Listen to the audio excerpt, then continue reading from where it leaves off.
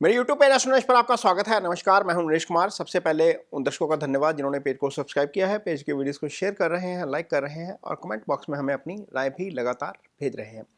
दोस्तों, इस वीडियो में गोल्ड सिल्वर पर बात करेंगे। अगले हफ्ते गोल्ड और सिल्वर कैसा रह सकता है, क्या उसका स्थिति रहेगी एस्ट्रोलॉजिकली, क्या फंडामेंटल्स हैं, मिडिल ईस्ट में क्राइसिस जो चल रहा है उसका क्या हो सकता है, इस पर एस्ट्रो क्या कहता है। सबसे बड़ी बड़ी बात है, क्योंकि शांति होगी तो अल्टीमेटली सारी चीज़ें ठीक होना शुरू हो जाएंगी।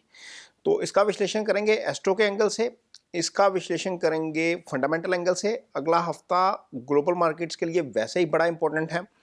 बैंक ऑफ जापान की मीटिंग है, बैंक ऑफ इंग्लैंड की मीटिंग है, यूरोपियन सेंट्रल बैंक की मीटिंग है, बैंक ऑफ कनाडा की मीटिंग है और फेडरल रिजर्व की भी मीटिंग है। मीन्स इतने बड़े बैंक्स की, केंद्रीय बैंकों की मीटिंग है। ब्याज दरों के ऊपर फैसला होगा, इकॉनमी के ऊपर आउटलुक आएगा, खासतौर पर जिस तरीके से क्रूड की कीमतें बढ़ी हैं उसके बाद।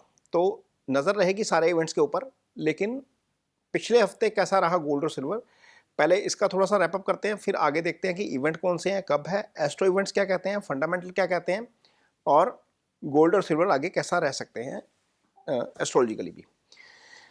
तो जो फ्राइडे की क्लोजिंग हुई है गोल्ड की कॉमेक्स के ऊपर 4740.9 डॉलर, यानी कि ये लगभग 0.36% पॉजिटिव बंद हुआ है। नेगेटिव खुला था लेकिन बाद में जाते जाते ये पॉजिटिव बंद हुआ।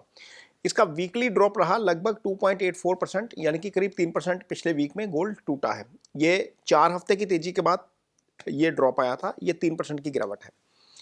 MCX पर यदि हम बात करते हैं तो फ्राइडे की क्लोजिंग रही है 1,52,699 और ये लगभग 0.62% बंद हुआ है ऊपर। हालांकि ये भी नीचे खुला था, बाद में तेजी के साथ बंद हुआ और ये यहाँ पर वीकली ड्रॉप रहा है लगभग 1.2%, यानी कि 1.25% के आसपास का वीकली ड्रॉप रहा है। इसमें डिफरेंट होता है क्योंकि ये रुपये की मूवमेंट के ऊपर भी डिपेंड करता है। तो जैसे कॉमेक्स पे थोड़ा सा ज़्यादा गिरा, लगभग 0.25%, यहाँ पर 1.25% गिरा है। सिल्वर यदि हम बात करते हैं, फ्राइडे की क्लोजिंग रही है 76.41 डॉलर और ये करीब 1.25% तेज था, 1.21%। ये भी डाउन खुला था, बाद में तेज हो गया और वीकली ड्रॉप इसमें रहा है करीब 2.86%, यानी कि 3% का। और सिल्वर यदि MCX की बात करते हैं तो फ्राइडे की क्लोजिंग रही है 2,44,636 की, ये करीब 1.25% यानी कि 1.29% तेज बंद हुआ, लेकिन वीकली इसमें 5% का ड्रॉप आया है। अब देखिए, जो कॉमेक्स पर जो ड्रॉप आया है और इंडिया में जो ड्रॉप आया है उसमें भी यहाँ पर भी फ़र्क है। वहाँ पर थोड़ा सा ज़्यादा ड्रॉप है और यहाँ पर कम है। तो ये ड्रॉप आया है। कॉमेक्स पे करीब 6.5% का ड्रॉप है और यहाँ पर हमारे यहाँ पर 5% के आसपास का ड्रॉप है। फंडामेंटली देखते हैं तो चाइना लगातार बाइंग कर रहा है। मार्च में यदि इसको देखते हैं तो जनवरी 2025 से सबसे ज़्यादा बाइंग इसने मार्च में की है। मार्च में पुल बैक आया, नीचे मिल रहा था, तो चाइना ने बहुत बड़ी खरीद की है। इसका मतलब यह है कि सेंट्रल बैंक लगातार बाइंग कर रहे हैं। तो मार्च में काफ़ी डाउन आ गया था तो चाइना के बैंक ने खरीदा है। हालांकि वर्ल्ड काउंसिल की जो वो है रिपोर्ट अभी आएगी इसके ऊपर डिटेल, लेकिन मिंटर की जो रिपोर्ट आई है उसमें ये बताया गया कि चाइना ने रिकॉर्ड बाइंग की है जनवरी 2025 के बाद मार्च 2026 में। तो buy on dip central bank भी कर रहे हैं और रैलीज जो है वो आगे पॉसिबल है, क्योंकि एस्ट्रो चार्ट भी बता रहा है कि आगे रैलीज पॉसिबल हैं। तो ये थोड़ा सा एक फंडामेंटल ये है कि बैंक खरीद रहे हैं और अभी मार्केट फिलहाल डिप की स्थिति में ही है। मीन पिछला हफ्ता यदि हम इसको एनालिसिस करते हैं तो डिप की स्थिति में है, लेकिन डिप पे बैंक खरीद रहे हैं। ये चाइना की रिपोर्ट आई है। अगला हफ्ता बड़ा इंपॉर्टेंट है वॉर के लिए। जब हम ये वीडियो शूट कर रहे हैं तो ईरान के विदेश मंत्री अब्बास अरगाची जो है वो इस्लामाबाद में है और वो बात कर रहे हैं पाकिस्तान के ऑफिशियल्स के साथ।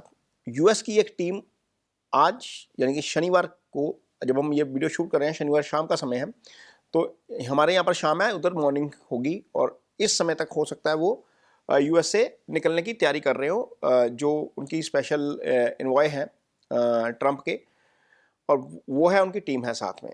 तो ये इस्लामाबाद पहुंचेंगे और इस्लामाबाद में ईरान ने बोला है कि बातचीत जो होगी वो डायरेक्ट नहीं होगी, क्योंकि वाइस प्रेसिडेंट जेडी वेंस नहीं है। पिछली बार जेडी वेंस थे वहाँ पर साथ में, तो बातचीत होगी पाकिस्तान के ऑफिशियल्स के डिप्लोमेट्स के माध्यम से।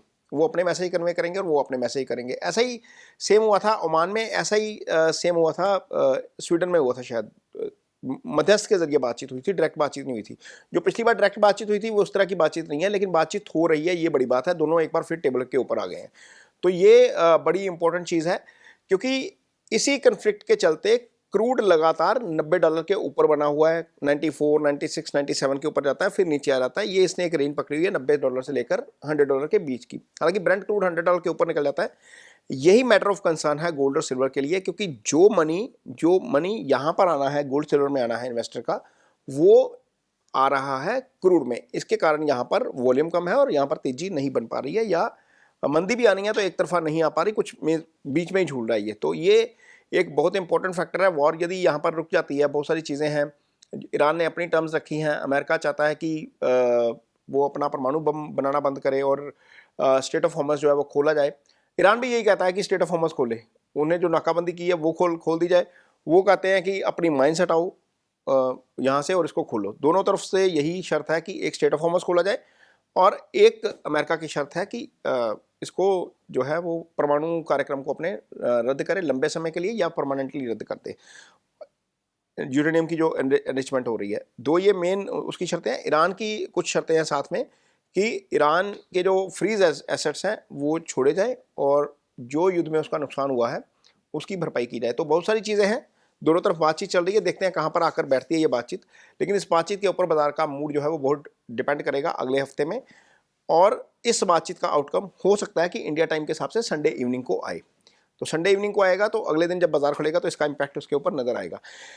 लेकिन इकोनॉमिक डाटा की यदि बात करते हैं, इन्फ्लेशन बड़ा इंपॉर्टेंट है, क्योंकि यदि ये $90 के ऊपर रहता है क्रूड, तो अल्टीमेटली सारी जगह पर इन्फ्लेशन बढ़ेगा। जैसे हमारे यहाँ पर चीज़ें महंगी होनी शुरू हुई हैं, पूरी दुनिया में ये चीज़ें महंगी होनी शुरू होंगी, क्योंकि एनर्जी प्राइसेस के ऊपर बहुत सारी चीज़ें डिपेंड करती हैं।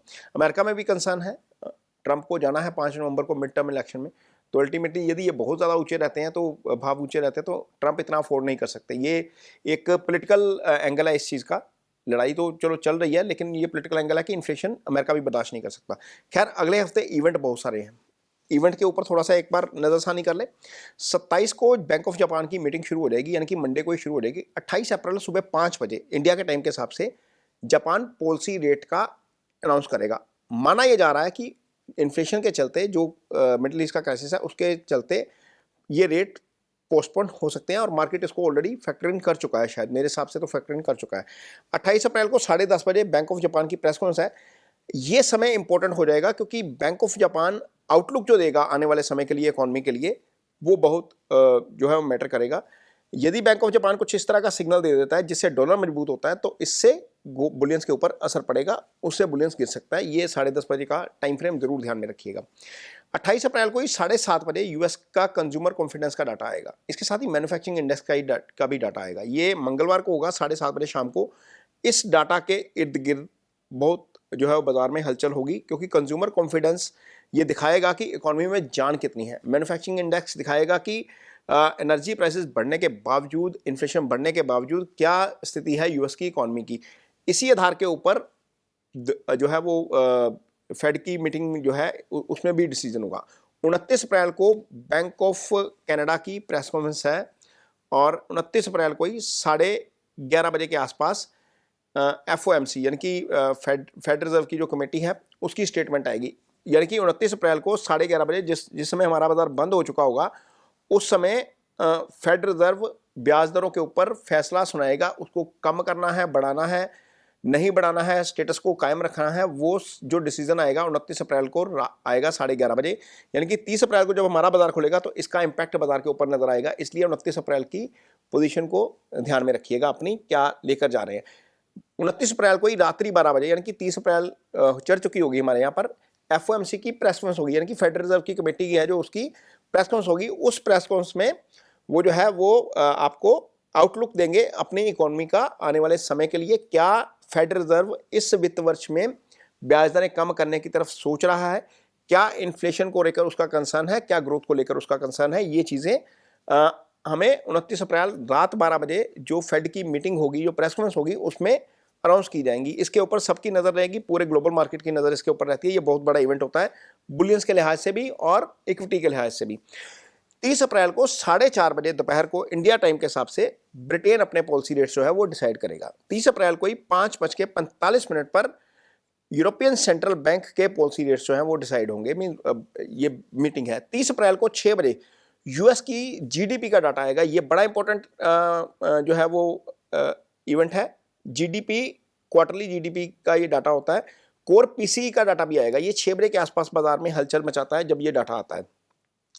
और 30 अप्रैल को ही 6:15 बजे शाम को ईसीबी यानी कि यूरोपियन सेंट्रल बैंक की प्रेस कॉन्फ्रेंस होगी और मार्जिन रिड्यूस्ड जो है वो इस बीच हो गए हैं गोल्ड और सिल्वर के ऊपर। जो सीएमई है, जो जहां कॉमेक्स का कारोबार होता है, जो इसको पूरा चलाता है सीएमई ग्रुप, उसने गोल्ड के ऊपर मार्जिन 7% से कम करके 6% कर दिया है।